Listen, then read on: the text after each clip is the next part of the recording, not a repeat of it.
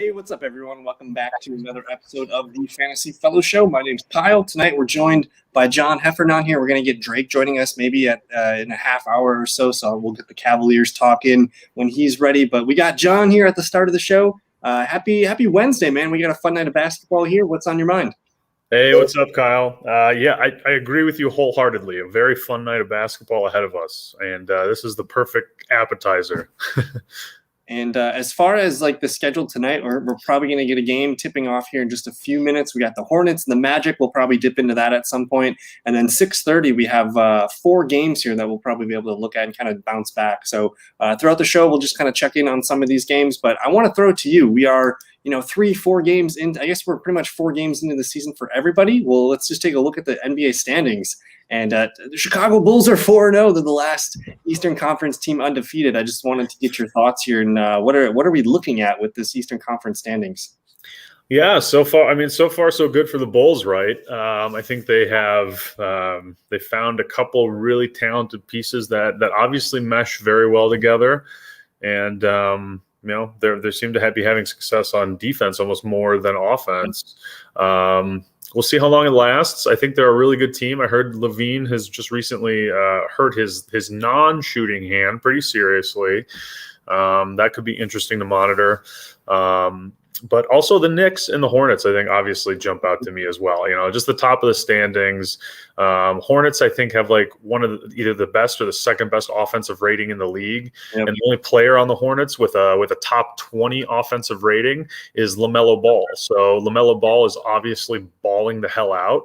I don't know if that's necessarily a surprise, but maybe he's living up to his own hype, which is always impressive to me. And I could go on for days. What else what do you want to talk about? We'll get to some more fantasy nuts and bolts and things right there. We're literally 4 games into the season, so I really don't want to get ahead of myself too much here. But we had to call out the Bulls. We had to shout out the Hornets. The Hornets are the highest scoring team in the East right now. But then in the Western Conference, you have another couple undefeated teams here. Golden State, I don't think anyone would have thought of them to be one of the remaining teams. But Utah Jazz, they're continuing to click. They're one of the better defensive teams in the league here. And the Grizzlies, they actually lead the NBA in points per game. So I thought that was kind of cool. But there's a lot of bad teams this year in the Western Conference. I think that's a little interesting. The Suns get off to a 1-2 start. Like it's hard to take some things away after 3-4 games. But what's sticking out for you in the West? I can't. You can't tee up the Grizzlies like that and not allow me to talk about Ja Morant for a hot minute. Morant is, I was literally just. I'm currently watching ESPN because I think the Hawks Pelicans game starts in like 20 minutes or whatever. But the last thing I saw before I hopped on here was Mike Wilbon, Jalen Rose, and Stephen A. Smith. And obviously, whatever you want to think about the talking heads over there. But 2 of the 3 of them said they would prefer to have Ja Morant right now for the rest of time over Zion Williamson. So essentially, they would redo that pick in the draft from a couple years back, 3 years back. And I just thought that was really interesting. I don't know if I necessarily believe that, even as a Morant owner and someone sipping all sorts of Morant Kool-Aid, but Morant is doing some crazy things. I think the Grizzlies, I mentioned the Hornets have like either the best or the second best offensive rating in the league. The other team there is the Grizzlies. The Grizzlies, and obviously the points per game has a lot to do with that. But I think, typically when an offense is really rolling, some credit always goes to the point guard. And in this case, when the point guard is the number 1 player on that offense and obviously the number 1 player on that team, I just think if I have to put it in very succinctly, Ja Morant has arrived. You mentioned Ja Morant Kool-Aid. What color Kool-Aid would he be if you were to be a Kool-Aid? I'm thinking of like an electric blue. I was going to say purple, but I think we're pretty close there. Purple and blue are on that same end of the spectrum. But yes. Okay. And then again, I think every show that we do this, we'll get more interested into the NBA standings so far. But I think maybe a better way to kind of, just kind of walk through and filter and look at some of these, just the players and the teams is I like to kind of just filter. I just hit the players tab on ESPN Fantasy. I hit all available, and I like to just kind of go through each team. And sometimes this really helps me to just see who's getting the minutes, what's going on here, and just kind of get a better understanding of what I'm looking at for each team. So we mentioned, I think we should look at the Chicago Bulls for a little bit. because they have a lot of guys here that should be fantasy worthy options here. Guys like Alex Caruso might be of use in 10 and 12 man leagues. He's averaging 24 points per game in the fantasy season so far. But it's all about Lonzo Ball, DeMar DeRozan, Levine, and Vucevic here. But I guess they really don't have too much depth that we should care about for fantasy. But I just wanted to give you because you being a Chicago native here, I'm sure you've been watching some of the Chicago Bulls. Can you just paint us a picture of what's going on for them for fantasy? Yeah, absolutely. I don't have like league pass or anything, so the Bulls are the primary team I watch that aren't the Bucks. And I would say keep your eye on Caruso. Especially if there's like a serious Levine or Lonzo injury where Caruso actually might even get like starters worthy minutes. Caruso's been amazing on defense. He's got. Look at those steals numbers. That's just stupid. And then look at the minutes. He's getting good minutes. He could theoretically get more if Levine actually does miss time. So just monitor Caruso. If you're in like a 12 or deeper league, you might even need Caruso. So he's already that fringe fantasy value guy. If they're playing 5 games in a week or 4 games in a week, you might want to pick him up kind of guy. But two young guys to keep an eye on. One's a really obvious one, Patrick Williams. He's not doing a lot fantasy wise so far, but he looks good on the court. They're giving him lots of minutes. They want him to be an important piece of this team today, tomorrow, going forward, whatever. He's a guy who I think maybe could blossom as the season goes on. Sure. And here's a wild one. Ayo Dasan. Yeah, I can't. I apologize to you, sir. I'm terrible with your name, but I'm pretty sure he's a rookie from Illinois. I know he's a rookie. Pretty sure he's from Illinois. As you know, that Illinois team was pretty strong last year. But he just looks good out there. He's not getting a lot of minutes, not getting a lot of burn. I think I've seen him play Detroit twice, so maybe I've seen most of his minutes. But you just keep an eye on him. And the thing I'm noticing here is the games where he got 11 minutes, he had 13.75 fantasy points, and again another 11 minutes, 11 points. So definitely someone to just maybe tab on the watch list. But another team I wanted to look at, because this team's deep, and we mentioned them in the Western Conference. That's going to be our Memphis Grizzlies, and they're doing this without Dillon Brooks yet, which is kind of scary for the rest of the NBA. If they're just going to they're already leading the NBA in scoring points per game, but you're going to add Dillon Brooks, a pretty prolific scorer on his own. So I'm pretty excited here. And I think that like last year we kept looking at the Memphis Grizzlies and we're like, they got like 6-7 dudes for fantasy. And it's kind of the same thing right now. And actually Kyle Anderson, who was a part of our lineups last year, he's kind of taken like that 6th man role at the moment right now. And a guy that's like widely available in a lot of leagues is going to be Xavier Tillman. He's been playing really good, only 1 game, but again, he's coming back from an injury that happened. I can't remember what it was, but he's a guy just to keep an eye on him. If he starts getting consistent minutes, I like him. But anything else here, I guess, around the Memphis Grizzlies besides John Morant, of course? No, I think Tillman's a really good call out because he was someone who was kind of like a fringe rotational fantasy piece at the end of last season. Pretty sure the guy's he's pretty young, 25 or younger. So as a big guy in the NBA, like a power forward center type, as you get more into your prime, as you grow a little more, in theory, you can become a more dominant, more effective player. I think he's got a little bit of upside, and he's playing behind Jaren Jackson, who's always been injury prone in the NBA. So he's got some interesting upside. Definitely like that call out. And Bane is an incredible shooter. Like he'll be 40+% 3-point shooter when he's 80 years old, kind of. Mm-hmm. And so just in points per game, he's averaging about 19. Melton's averaging about 18. And both of these guys are really low rostered. I think it looks like D'Anthony Melton here, 17.6% rostered, and Desmond Bane only 23% rostered. And both these guys are averaging more than 30 fantasy points per game. So if you need some point guard or some shooting guard help, I mean, follow the minutes, follow the points. And like Melton kind of figures out a way to fill out all the stats for you too here. So you like the consistency there. And then again, I don't know what's going to happen when Dillon Brooks comes back for Desmond Bane, but he's proving that he belongs in the NBA in the starting lineup right now. So like over 30 minutes in 3 straight games, a low of 17 points, and he finds a way to fill out the rest of the box score too. So I did want to shout out those two guys. Any other quick thoughts on the Grizzlies, or should we?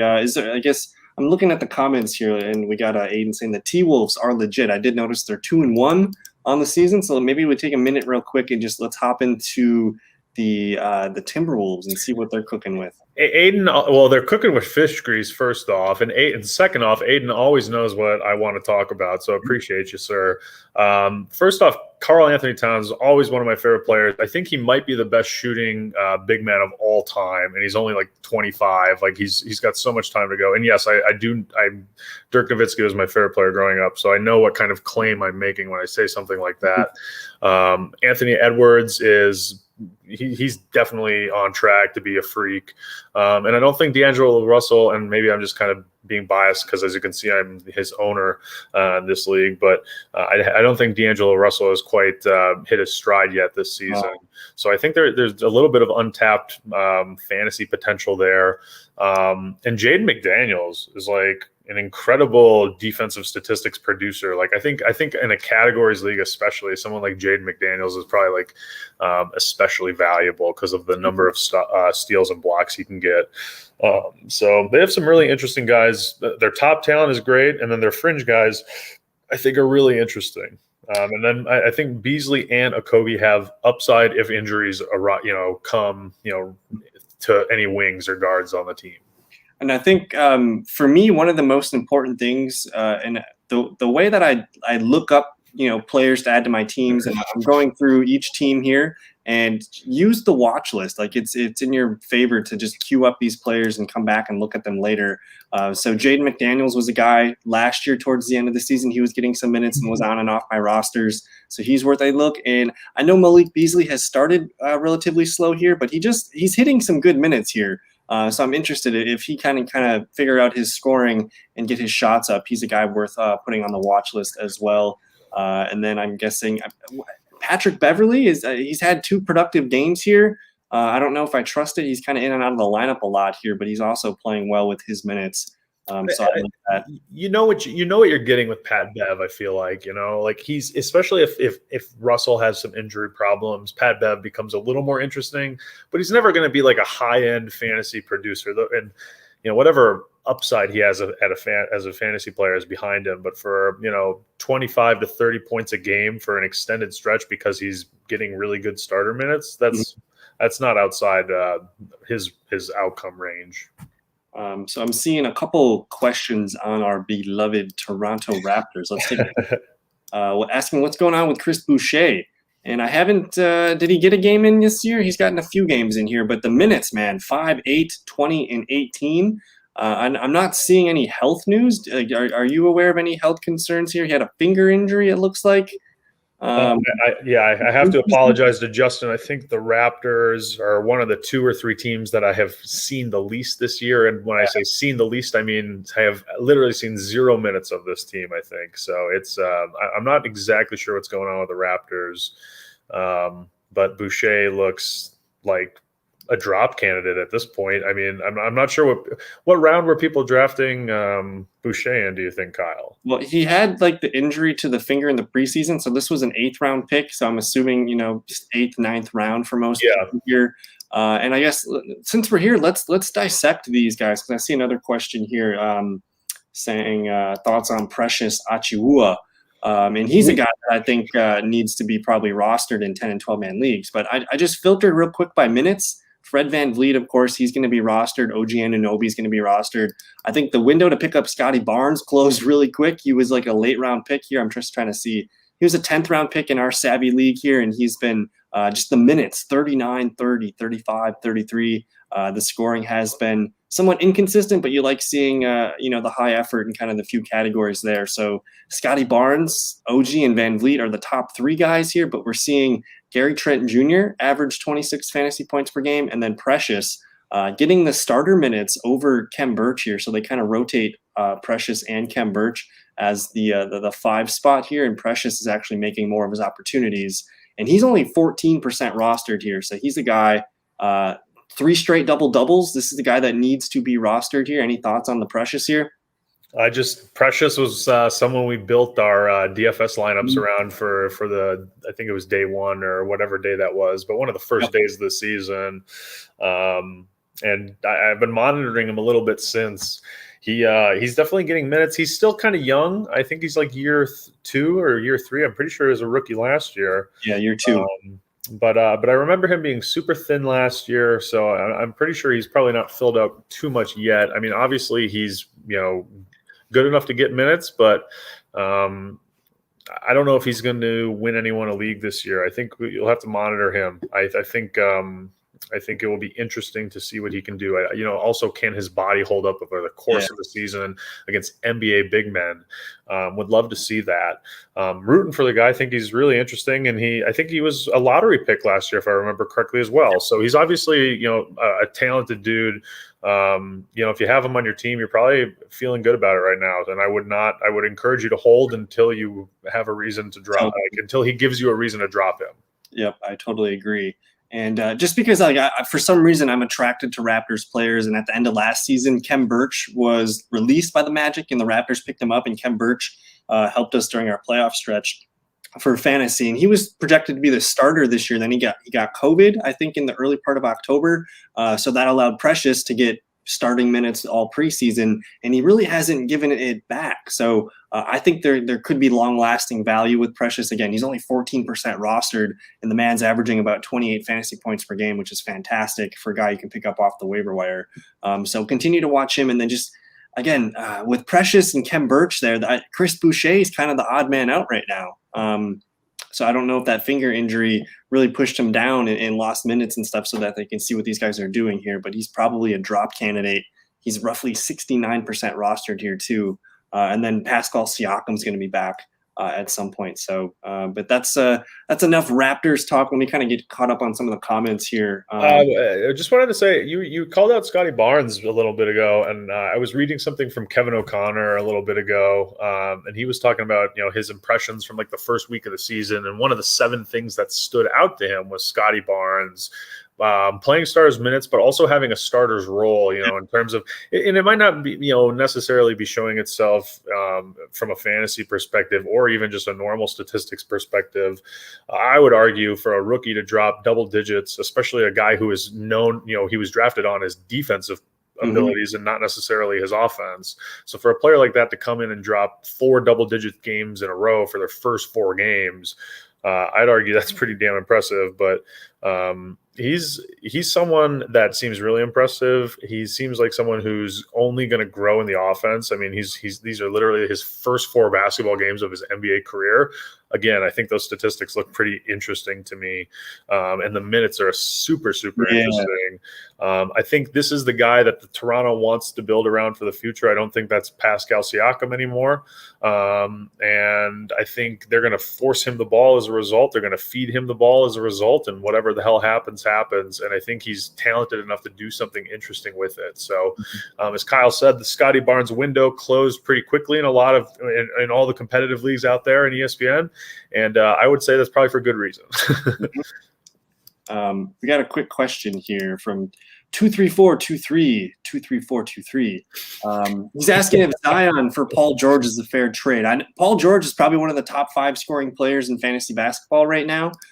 Is that enough for you? I guess I'm not sure. I think he's trying to sell Zion and get Paul George. I think I would want the Paul George side of things. Just quick thoughts here for us on that trade. Yeah, I think the Paul George side is markedly better right now.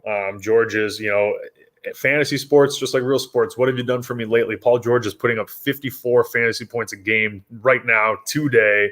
No Kawhi Leonard, potentially for the entire regular season. Maybe, he might be out for the year. I think Paul George is going to pop off. Last time Paul George, had a lot of, kind of an offense essentially to himself to just shoot whenever the hell he wanted. He took like 3rd or 4th in MVP voting. So I like Paul George. I think he's going to have a really good year. I think I'd take the Paul George of that deal today 10 times out of 10. Fantastic. I just want to kind of get through some more of these comments here. We're going to talk about, I see a couple Cavaliers questions. We're waiting for Drake to get in the chat room, and then we'll kind of, we'll open up the Cavalier talk with him here. I just want to see what else we got in here for, so we got some Evan Mobley talk. We'll get to that in a second.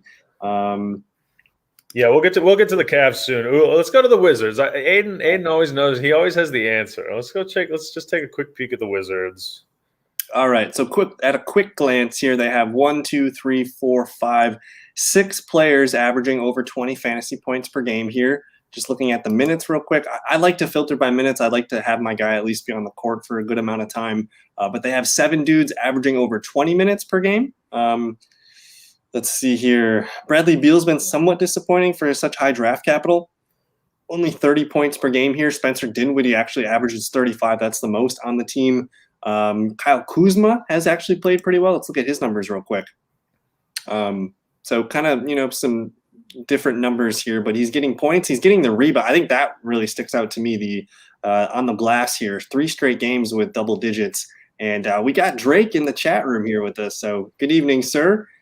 Just in time for Wizards talk, Drake. Oh boy, I was listening. I heard you guys skip over the Cavs. Yep, we're going to be hanging out with the Cavaliers in a few minutes after I guess we cover the Wizards here. But Aiden asked us to look at the fantasy value here, and he's not wrong. There's 6 or 7 dudes here that have the ability to be on a fantasy roster here. So, John, what's catching your eye here? I feel like Bradley Beal's an immediately like buy low candidate, right? Like he's averaging 30 fantasy points a game. He couldn't be playing worse. I think he's a little banged up too. I would be as long as the whatever injuries are going on with him, it doesn't look like he's even got a designation right now. Don't scare you off too much. I'd say Beal's a great buy low candidate. And Drake, welcome to the show. First of all, I think we'll hop over to the Cavaliers in a little bit and let you kind of break that down. But we've covered a few teams so far. We looked at the Bulls. We looked at the Timberwolves. If you want to circle back, we can look at that.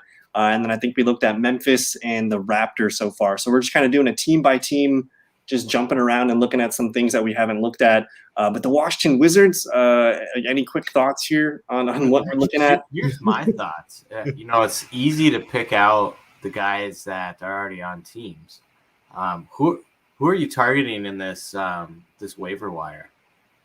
Off the Wizards? Yeah, off the Wizards. I'm looking at, what's Avicii doing? Right. Not much. I think the only 2 guys – when we go by percent rostered here, there's 4 dudes that are almost 75% plus. If Kuzma's still hanging out there, he's worth a look for sure. But Daniel Gafford, this is a guy that I drafted at the end of my drafts here. He's averaging 23 points per game, and he's only 14% rostered. So he's a guy that has some interest for now. But other than that, Raul Neto had been playing well. He's got an injury report here with a shoulder, though, so maybe that's going to open up more minutes for somebody else. Maybe Aaron Holiday gets some run here. I don't know. He's had 2 nice games in a row. Probably trying to stay away from the Wizards, though, besides these top 4 guys here, and I would maybe consider Daniel Gafford. But what's Rui's percentage on? Well, we have Thomas Bryant and Rui both out. They're going to be back at some point. He's only 10% rostered. And so he's getting conditioning in right now. So this is a guy that probably has some IR potential for you, maybe just sitting there for a week or so and see what happens. But they're already looking like he's going to be back shortly. And as long as he's conditioning. Yeah, you can stash a guy like him if you have the room. Him or Thomas Bryant. I think that's a solid move. Yeah, let's take a peek here at Tomas. I think Bryant is out for a long time. Yeah. Was it like a ankle injury or something? I think it was a knee ligament tear for him, wow. ACL or something. I think it was a bad one, which, again, he got hurt early in the season last year. So it was like January. So we're not even a full year removed from his potential. I think it was a knee injury. I can't remember, but I had him on my teams last year. So maybe not till all-star break levels for Bryant. But Hachimura, that's a good call. You could be early on him. But let's get to the main event, man. Drake, again, welcome to the Wednesday evening show. Cavalier talk. We had a couple questions. Someone mentioned Mobley. Someone was asking about Kevin Love. Just break it down for us, man. What are the Cavs doing? So, yeah, I think Love is finally starting to kind of get his basketball knees underneath him again. And he's starting to kind of fill in that extra role of scoring that they need, and he's still just getting those offensive rebounds. So Love, I don't know if it's going to be consistent, but I think he's on the right track, and he's kind of being slept on here because we've all seen what Kevin Love can do to a fantasy team. Mm-hmm.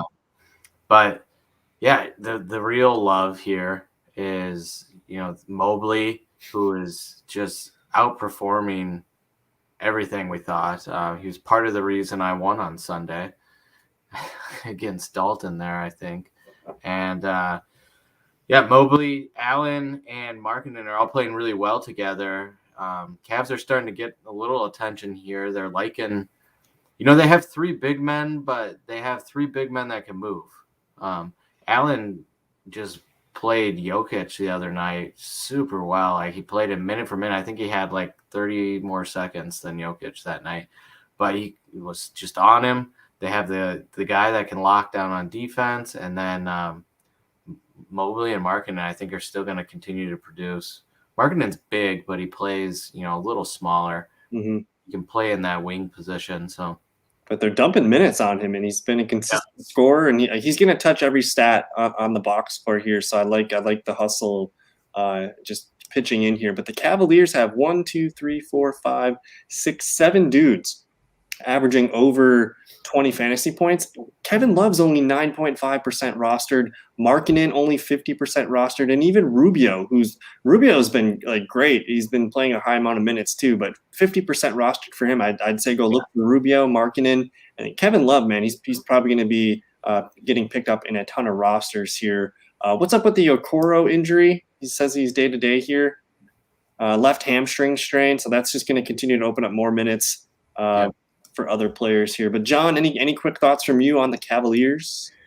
Well, I think like just fantasy wise, Mobley's obviously been awesome, but I think like the reason they can play those 3 bigs is because Mobley can guard small forwards almost kind of naturally as a 19-year-old man child, if you will. I mean, his defensive potential is through the roof. I'm not even really talking from a fantasy perspective, but obviously when you're a freak, defensive player, I think of like Anthony Davis a little bit as a comparison for this guy in terms of some of his upside. I think he might even be a better perimeter defender than Anthony Davis almost immediately today.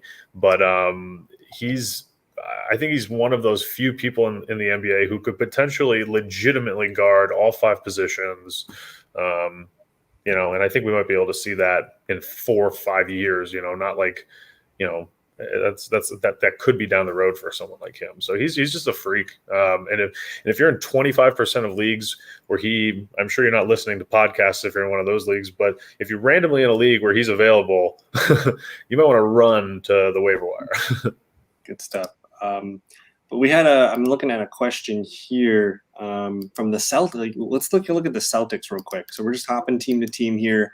I want to see how many guys they have a ton of guys over 20 fantasy points. So 1, 2, 3, 4, 5, 6, 7, 8 dudes playing over 20 fantasy points per game here. Al Horford averaging 44.8 fantasy points here. Jaylen Brown, of course. But Robert Williams looking pretty good at about 36 points per game. Dennis Schroeder about 29 points per game. Marcus Smart 26 and a half about. Jabari Parker found a spot here getting about 22 points per game. And then Grant Williams, this is a guy here. Parker and Grant Williams are both less than 5% rostered here. These guys are potential watch list players here. I don't know. Have either of you guys watched Celtics games this year? So Jabari's only played 1 game, and I think Horford maybe has only played 1 or 2 games as well. So some of these are a little, small, extra small sample size for only a week of basketball. Regardless, I mean everyone's on a small sample, but 2 double doubles for Horford though. That's Horford's been great, but they've played a bunch of overtime games too. So there's a lot of like inflated minutes here, but overall, I think Brown and Horford and maybe even Robert Williams have exceeded expectations so far. Everyone else, and I guess you could say Schroeder too. I can't tell you exactly where Schroeder was drafted off the top of my head, but probably pretty low. So I would say those 4 have notably exceeded expectations, and they look like a really good real team and fantasy team. And I guess as far as potential players to just monitor Al Horford again, he's only played 2 games, but they've both been over 40 fantasy points. And then this Grant Williams here is only 3.7% rostered. Again, that was only, I think, 2. He's played in all 4 games here. So this is looking like a guy. The minutes there, I don't know what happened in this 10-minute game, but 25, 31, 31. I think you're going to take that most games if that's what happens. And he does have the ability to kind of go off in the points department. So someone to monitor here. Drake, any quick thoughts from? Yeah, I like the Grant Williams talk. He was a Yeah. rookie last year out of Tennessee. He's going to continue to get a play, especially because there's, this is a mixed team. There's some young guys and there's some really old guys. So you're seeing Horford not playing a lot. I think guys like Grant Williams are going to play every night. Yeah, that's a great call. I mean, Horford could absolutely ball out this season, but at most he's playing 60 games, 65 games. I mean, there's no way. I mean, and that's built into when you acquire a guy like that. I mean, he's just too old. He's got way too many injuries under his belt. He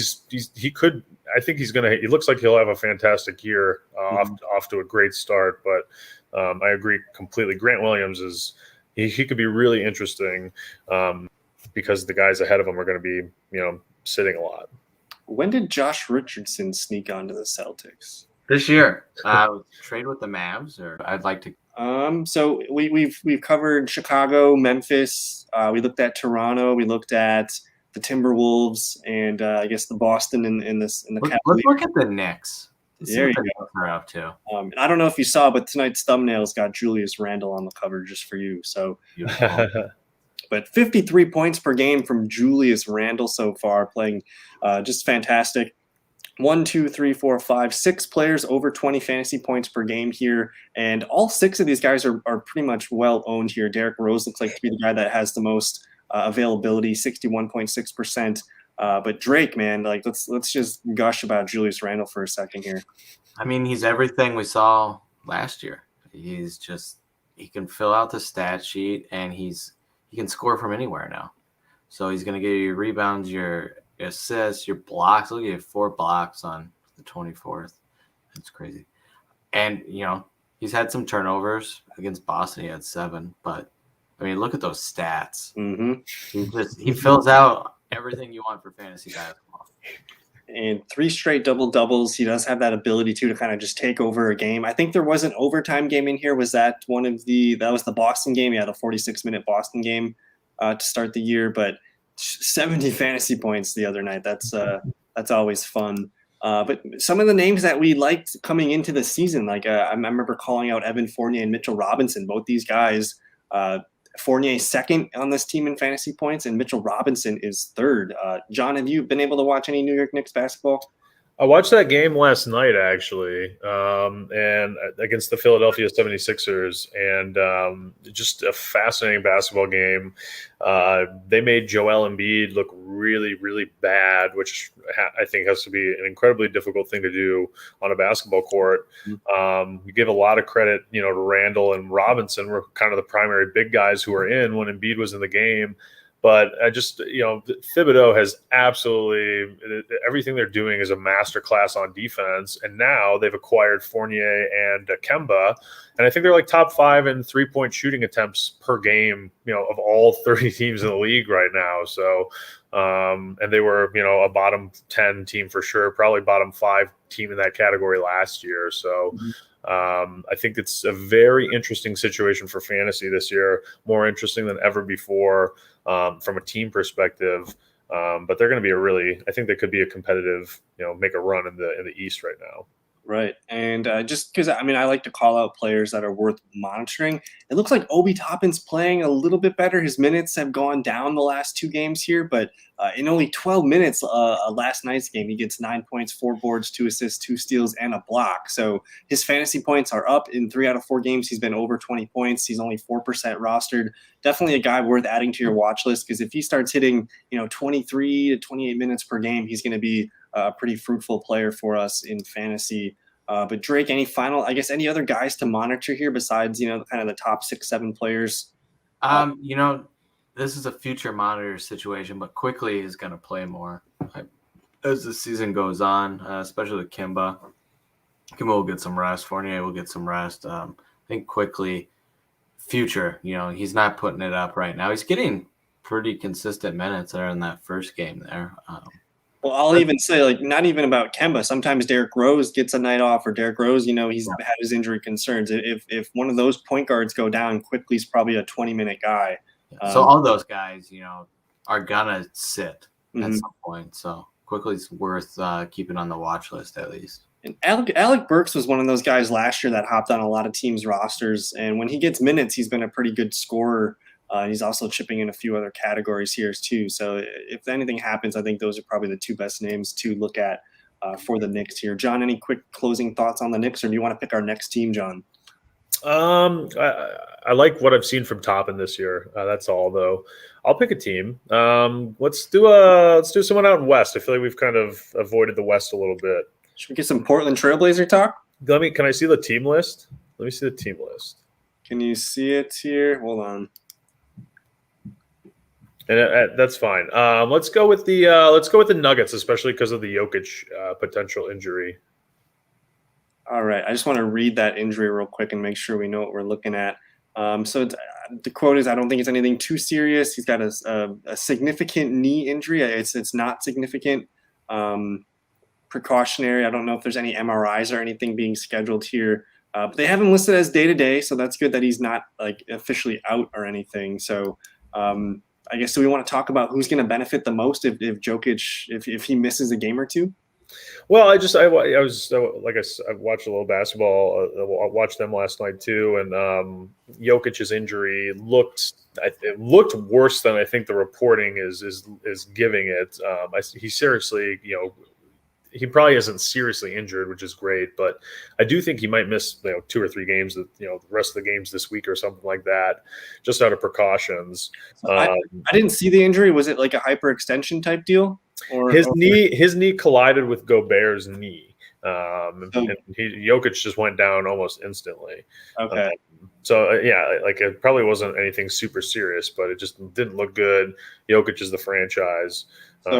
So you're saying probably nothing like ligament damage. It's probably like a bruise and some swelling or something like that? That would be my guess, especially paired with what I saw with the report. But looks like they're not totally sure yet. But I think Aaron Gordon has looked pretty good this year, and so has Michael Porter. Those guys play, they kind of do a very similar thing to the Cavs. They're starting 4 big guys, essentially. I guess, Porter, they list him as a small forward, but I don't know. I just think those guys are all bigs, and I think Porter and Gordon could have some really interesting games if Jokic did sit. Could be kind of like a one night one guy pops off, the next night the other guy pops off kind of thing. Sure. But I like them both. Well, interesting here. I'm just looking at the percent rosters on this team here. Jokic and Michael Porter Jr., of course, both like 98, 99% available here. But you're talking Will Barton. Drake could tell us stories about Will Barton for days. But Aaron Gordon and Will Barton, both about 33% rostered here. And these guys are both averaging more than 30 minutes per game. If Jokic misses a little bit of time, these guys are probably must-add players. Looks like John already added Aaron Gordon here. I don't know what day that was, but that was already secured. I drafted him. You drafted him. Very nice. And then really there's not too many other names for fantasy. Maybe Monte Morris on a night if you need someone to sub in. He does get the minutes, but the scoring is pretty sporadic here. Drake, anything sticking out for the Nuggets for you?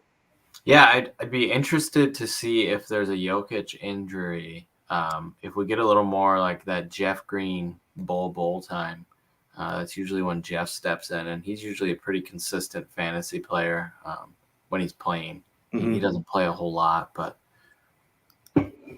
could be some other guys that are lower on the list there. I'm trying to look here. Sometime I remember J. Michael Green got some good run last year. He's a good scorer, not so much in the other categories, but if they need another 4 or 5 kind of guy, he's a guy to watch. But kind of disappointed looking at the lack of depth here. It's very top heavy. They're deep. That's for sure. John, any final quick thoughts on the Nuggets, or otherwise we'll move on to another team? Well, another thing about Jokic is the offense, right? So if he misses one game, all of a sudden Monte Morris probably picks up a shitload more assists, and Facundo Campazzo is way more of a facilitator instead of just someone cutting around and shooting corner threes. So, some of these point guards who don't look like they're great fantasy scorers right now, if Jokic sits, they're going to be extra essential to get the ball moving in that offense. So, those guys could see, it kind of might look like a random uptick, right? But I think they could be, a little better if Jokic sits too. if I remember correctly, Campazzo was a guy that had a moment last year during like the fantasy playoffs where he was averaging probably like 25, 30 points per game. So we know he can play. Put him on your watch list. Maybe if he gets an uptick in minutes, that's going to be a guy you can snag here. But I don't know. Staying in the West, Drake, do you got any teams we should take a peek at? You want to look at Phoenix or San Antonio or? There's not much to look at there. Let's look at the Blazers.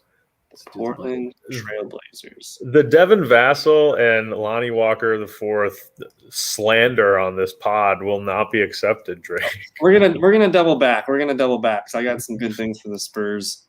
They're not a great basketball team, but they're a great fantasy team to say the least. We had some side conversations about the Spurs today. We feel differently, I think. But just looking quickly here at the top down, CJ McCollum averaging the most fantasy points per game here. Damian Lillard under 30 fantasy points per game. It's super disappointing right now. Yeah, let me just look at the numbers real quick here. He's only had 12 and 19 points the last 2 games. His season high has been 20. The rebounds never really were a thing, but the assists, 2 out of 3 games, that's good numbers here. But just a lack of consistency so far. He's on a downtrend. And have you guys watched Dame at all play this year?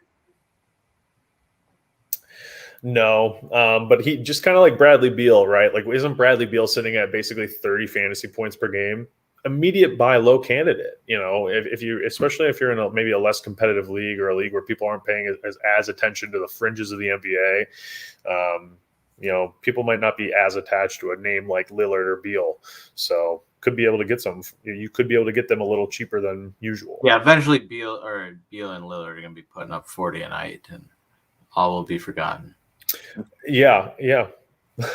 So check with the Lillard owner, see how he's feeling, see what you can potentially do about getting Damian Lillard. I'll tell you a name on my watch list from this team that we haven't. That maybe he could be. I think he could be like a nice little fringe. As we like to talk about some of these guys, the community bicycle in your league kind of guy, Nasir Little. Yep. I haven't really watched any of him play, but I have been paying attention to like some of his his game outputs, and he seems interesting. He did not get a lot of minutes. I don't know if he even really played in a lot of games last year. I certainly know he didn't get a lot of minutes, but it looks like he's part of the rotation right now. This team is absolutely desperate for someone useful wing minutes. So maybe him. So Powell's got a knee thing right now. It's saying he's not playing tonight. I don't really know how long this is going to be. He's got just says patellar tendinopathy here. I don't know what is going. It sounds like just soreness of the knee. So as long as he is out, you're probably looking at Simons here or Little maybe picking up some more slack. So I like these guys. They're both less than 2% rostered here too. Robert Covington, Cody Zeller. Anything here, Drake, that catches your eye for potential waiver wire ad? No, I kind of agree with the Nasir Little take. I would think eventually Nance Jr. We all saw what he did last year from a fantasy perspective. He's going to maybe play more. Mm-hmm. Maybe Zeller too. Obviously Zeller. It's always Zeller. So. With Nurkic's injury history too, you stay on call, guys. Yeah, stay on call here. And we need like a Zeller button for the pod, Kyle. Anytime someone mentions Coach Zeller, or if you're watching at home, that's the moment that's the shot. We say Zeller, that's the shot. You run up the Zeller shots. But disappointing for the Blazers so far, man. Like I'm nervous about this depth of this team. But it looks like we should see more, of a big man rotation. Get Nance on the court more as the 4 and try to play big and have these shooters and see what happens. So they're going to need to shake some lineups up and see what they can do. I think Dame's gone. I think at some point this season we see Damian Lillard moved. Yes. They're just a little broken team at this point, in my opinion. From what I've heard from like the national media and just guys inside the NBA, I think Dame's eventually moving. And I don't know when's the NBA trade deadline. Oh, it's like in February. Yeah, we got a couple much time. What do you think about it, Drake? What do you think? I'd love to hear your thoughts on a potential deal structured around the centerpieces of Damian Lillard for Ben Simmons. That's the talk. The Sixers at that point, I feel, are going to have to give up more, though. And that hasn't been talked so far from what I've heard. It's like you give us Dame and picks or I get the age difference. But I think it would be beneficial for both players. I mean, Simmons can come in here and let CJ McCollum shoot. Yep. And Dame can go there. And I think him and Embiid can work just fine. I think they both can control the ball. I don't think Dame has to give up the ball when he goes to 76ers. Right. I think that's a lot of people's thoughts right now, but I don't necessarily agree with it, nor think it has to happen. Embiid's scoring probably goes down a notch, but maybe his rebounds go up. Right. But, and that pairing is so much sweeter than the Simmons Embiid pairing. Yeah, Embiid gets to dominate the paint, and Lillard gets to dominate the perimeter. It's a match made in heaven. And they can feed Simmons here in Portland. They can let him just do his thing, and that's what he's looking for. So let's just get it. Me and John just need to go off on the Spurs for just a hot, maybe 2 minutes. Maybe John, we get 2 minutes. John, I'm going to let you take it away, but there's kind of like a clear top 5, top 6 players for the Spurs here, and there's a couple guys that probably need to be rostered in 10 or 12 man leagues. But what do we need to tell the people about the Spurs? Well, I'll let you take your dog, but Jakob Purdle has probably of all the Spurs most overexceeded expectations to this point from a fantasy perspective, and he's a starting big guy for them and for their roster, which doesn't really have a lot of big guys to begin with. So I think he's going to just be eating up minutes this year as long as he stays healthy. He's got some really good upside. And I'm a big Lonnie Walker, but I'm an even bigger Devin Vassell fan. And it might even be Vassell. I'm not even sure if I've never said his last name the same way twice, but it doesn't even look that hard, but I can't read it. I think he's got a lot of upside. He's a year 2 guy, I'm pretty sure, if not a year 3 guy. Just very, very interesting basketball player. As you maybe will notice over time, I'm a big Kevin O'Connor fan and a big Zach Lowe fan, and they both have said some very interesting things about Vassell.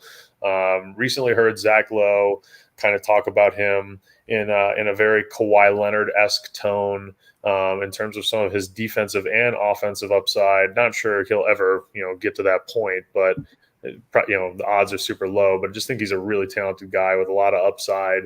Kind of maybe starting the upswing of his career potentially. So if you can grab a guy like that now, you might be happy, in like 2 weeks or a month. And so the Spurs are one of those teams that, like, if you watched our show last year, we harped on a lot of these lesser teams just having young talent, and we know they're going to get minutes. So guys like Keldon Johnson, Lonnie Walker, and Devin Vassell here, they're going to get a ton of play time this year. And it might not be pretty every game, but you can bet they're going to get their opportunities. And as of right now, all 3 of these guys, Keldon Johnson, he's probably rostered. He's about 69% rostered. But Lonnie Walker, only 6.6% rostered here, and he's averaging 26 points per game here. You like the minutes, sometimes hitting 30 minutes there.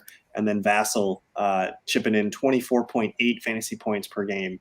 So check your wire. If these are the worst players on your team's probably doing pretty good. And then I shouldn't have to sell people on Dejounte Murray or Derek White. These they're both fantastic plays, but it's just kind of funny. Like me and John own 4 of the 6 players on the Spurs. So we survived the San Antonio Spurs talk, but let's just hear it from Matt Boehm and his Thaddeus Young. That commitment to Thad Young, averaging 1 point a game, is incredible. Yes. So well drafted. Well done.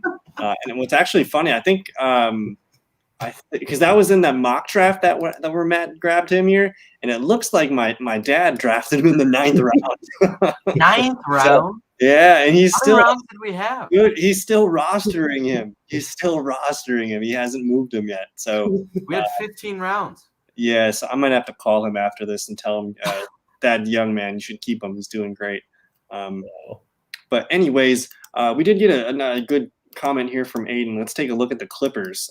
This again, we kind of talked about Paul George at the top of the show, but the Clippers, man, have either of you guys been able to watch a Clippers game this year?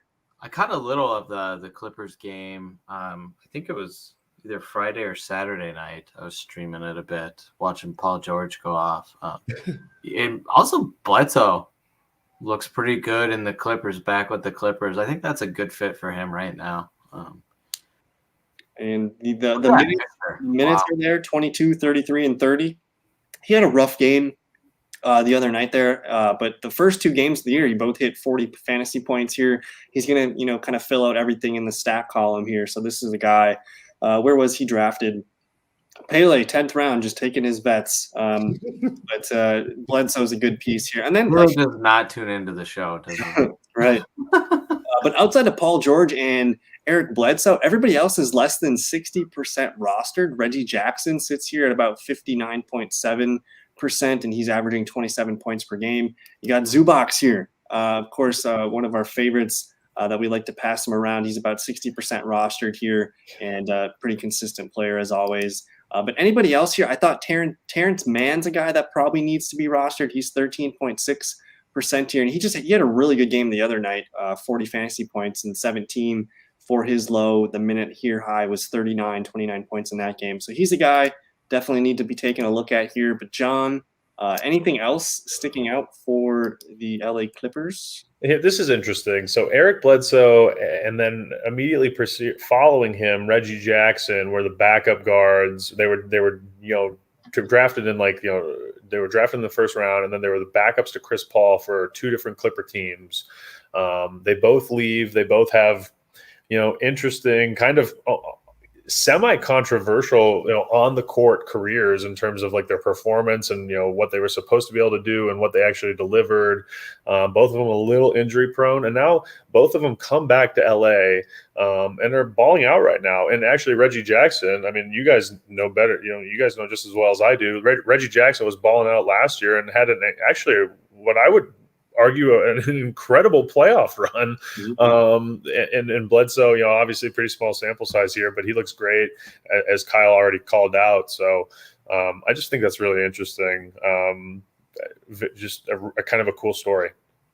And did Isaiah Hartenstein, he was a Cavalier last year, Drake? Yeah, I wanted to talk about Hartenstein because I mentioned in the offseason when the Clippers signed him, and he went unsigned for a while. If you broke down his numbers, it was kind of like doing a PFF kind of stats. Isaiah Hartenstein was insane last year for the Cavs. Just the stats he filled out, and look at he's 0.4% roster. He's not a big name or anything. He's a good player, and you're seeing it right there. 20 points. That's probably what he brings, but he could potentially have some bigger days for you. But Hartenstein's definitely a guy worth looking at.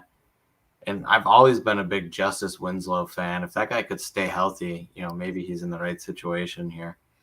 And so far, it looks like they're kind of taking. He had an illness, but 2 games out of 3 so far. One looking pretty good here, 21 minutes, 27 fantasy points. And I just wanted to say with Hartenstein, if we start to see his minutes creep up a little bit, he's one of those point per minute type guys where he's going to be pretty useful for fantasy. So. And we're all 3 of us. We might be the 3 biggest Zubac fans on the planet, but I think we'd all also agree Zubac is not like the strongest, most firmly entrenched starting center in the NBA. So whether it be just by sheer performance or potentially some sort of Zubac injury, Hartenstein has a better opportunity to big guy minutes than maybe ever before in his career. So very good, very true. And then we're on about 50. We're on 54 minutes here. We got a few more to hang out. Any Drake, John, any Josh Giddey? What was that? Josh Giddey. Let's go look at OKC. I'm feeling giddy. And so far they've been really spreading out the minutes and whatnot here. They go pretty deep on their bench, but I mean SGA is still the top player on this team, but Josh Giddey is the number 2 fantasy scorer on this team here. He's seen a spike the last 2 games here in usage. He's a really good rebounder.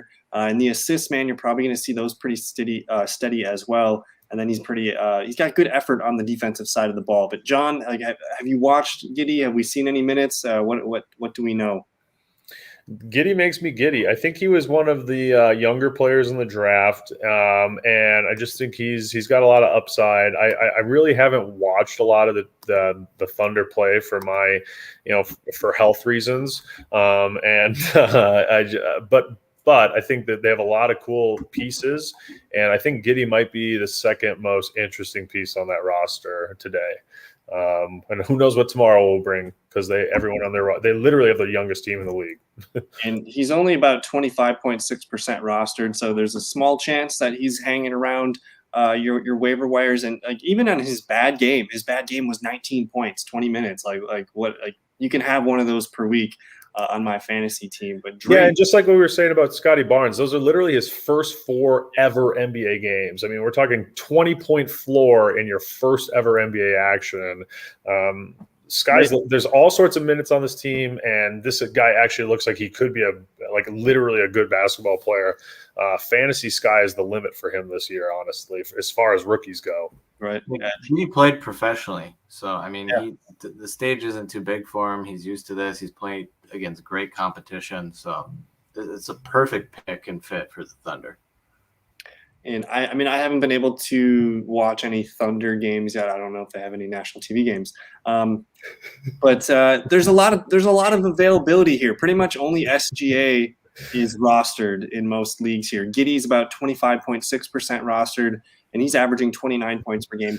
Darius Bazley from last season had a pretty good run towards the end of the year, but he's 14.5% rostered. He's putting up 22 points per game. Lou Dort, I think everyone had some moments with him last year. He's averaging 21 points and 11% rostered this year.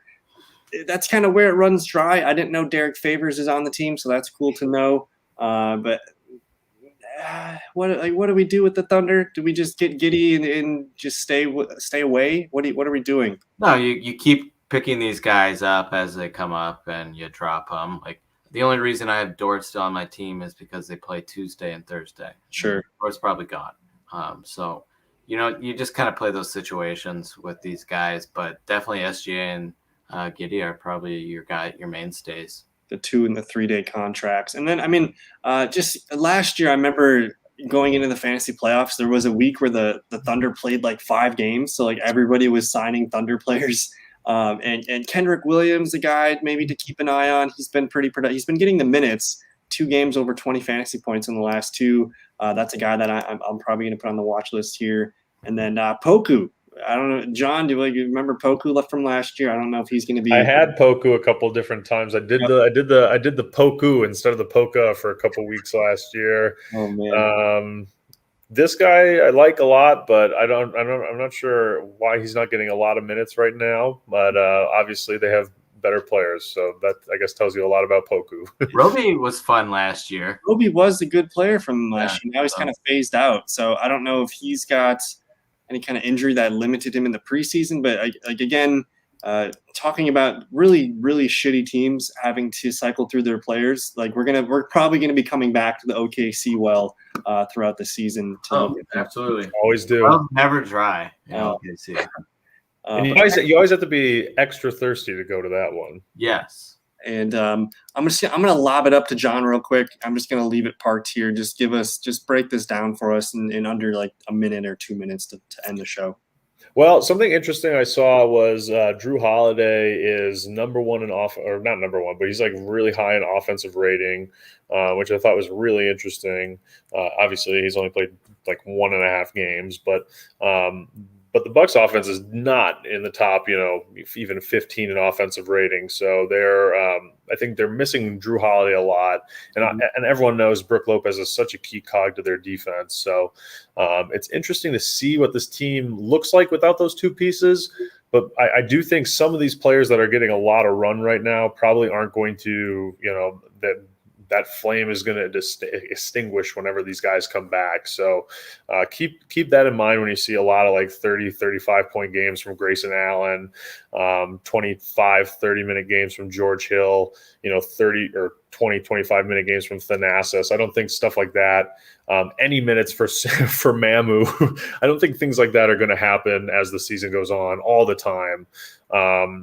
Giannis is obviously, top 5 fantasy asset like he is every year. And, I could certainly make an argument for number 1 like I could every year. Chris Middleton, I feel like he's kind of doing what he typically does. He seems to, have probably like a total of 2 months, 20, 25 games of the fantasy season where he just absolutely pops off, and then the rest he's kind of hovering around 30 points a game. So Middleton looks like kind of himself, and I think Nwora has the most upside on this team from a fantasy perspective to me, but I think Allen is kind of right there with him. So I think Nwora and Allen, for guys who are probably much less rostered, those are the 2 guys that I would definitely have on my watch list. And outside of that, that's about all I have. I don't know when DiVincenzo's coming back, but it looks like Grayson Allen's going to continue to be in the starting spot up until that point. Again, he's only 6% rostered. He's been shooting the ball a lot, over double digits in 4 straight games. If this is the worst player on your team, you're probably doing pretty good. And then again, Pat Connaughton, man, he's looking different this year. He's 16% rostered, averaging about 25 points per game. But you're right. Once Drew gets back on the court, you're going to probably see George Hill and Thanasis's minutes get limited a little bit. But everybody from Drew on up should be probably rostered for the Bucks. So, one really interesting about Grayson Allen, Pat Connaughton, they're basically averaging the same fantasy points. Grayson Allen could not be shooting worse, and Pat Connaughton could not be shooting better. And they kind of, when everyone's healthy, I think they kind of sort of play a similar position on the starting lineup in the kind of the general rotation. So just keep that in mind. I think Allen potentially, if his shooting kind of swings the way we assume it might, could start stealing some of Pat's minutes if the entire roster is healthy. I think what's cool too is like they can kind of just ride the hot hand with minutes. It's what have you done in the first quarter, and we'll just go with that guy. But the Bucks playing good basketball right now. Drake, any final thoughts or any quick teams or anything you want to get in before the show? John's got a basketball. We got the Bucks playing tonight against the Wolves. Let's get to the game. I'm ready to see the Bucks and Wolves. All right. We got a few games going on right now. I don't know. We'll probably check in on some of these later. Usually, going forward the show, I wouldn't mind popping into some box scores and looking at what's going on live. But I think it's kind of fun looking at the standings. We'll get a better look at the standings next week. Maybe we'll take a peek next week at our favorite hashtag basketball. There's a handful of teams with 4 games on the schedule, so there's going to be some guys we're interested in. But that's going to do it for tonight. Thank you guys for hanging out. We'll see you next week. Have a good one. Peace.